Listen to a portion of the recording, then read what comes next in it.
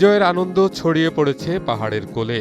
লাল সবুজের বিজয় দিবস ঘিরে উৎসবমুখর হয়ে উঠেছে পাহাড়ি জেলা রাঙামাটি। সরকারি ছুটির দিনে হ্রদ, পাহাড় আর প্রকৃতির সৌন্দর্য উপভোগ করতে দেশের বিভিন্ন প্রান্ত থেকে এখানে ছুটে এসেছেন হাজারো পর্যটক। কাপ্তাই হ্রদের উপর ঝুলে থাকা রাঙামাটির ঝুলন্ত সেতু যেন পর্যটকদের মিলন মেলা। সেতু জুড়ে পর্যটকদের ভিড়, কেউ প্রিয়জনের সঙ্গে সেলফিতে ব্যস্ত, কেউ আবার প্রকৃতির সৌন্দর্য ক্যামেরাবন্দি করছেন। ধন্যবাদ। আমি এসেছি চট্টগ্রামের আনোয়ারা থেকে।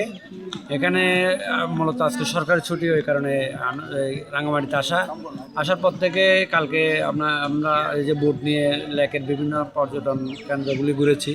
আজকে ঝুলন্ত ব্রিজ এলাকায় আসলাম, অত্যন্ত ভালো লাগতেছে দেখে। পরিবেশটা অনেকটা সুন্দর, মানে এই ধরনের থাকলে ভালো লাগবে।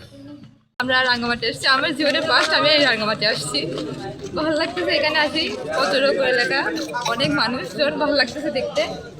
একটু ভয় ভয়ও লাগতেছে এখানে, যে ঝুলতেছে ব্রিজটা, ভালো লাগতেছে। এখানে আনরেল ডলার অনেক ধরনের জিনিস বিক্রি করতেছে সবাই, ভালো লাগতেছে। শুধু ঝুলন্ত সেতুতেই নয়, রাঙামাটির সব ট্যুরিস্ট স্পটগুলোতে চোখে পড়ছে পর্যটকদের ভিড়। নৌকায় চেপে অনেকেই ঘুরছেন হ্রদের বুকে।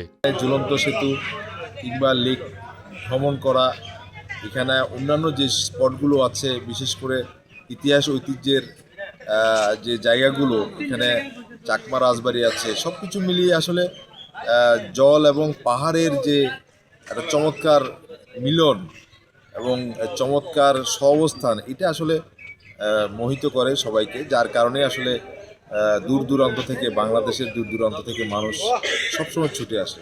এদিকে পর্যটন সংশ্লিষ্টরা বলছেন, ছুটির দিনেও হাজারো পর্যটকদের সমাগম হয়েছে। এ মাসে হোটেল মোটেলগুলোতে 80% বুকিং হয়েছে।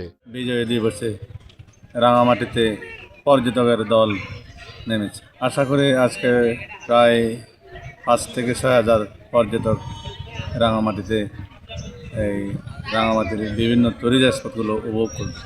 আশা করি আমাদের আশানুরূপ রাজস্ব আজ এই মাসে আশানুরূপ হবে।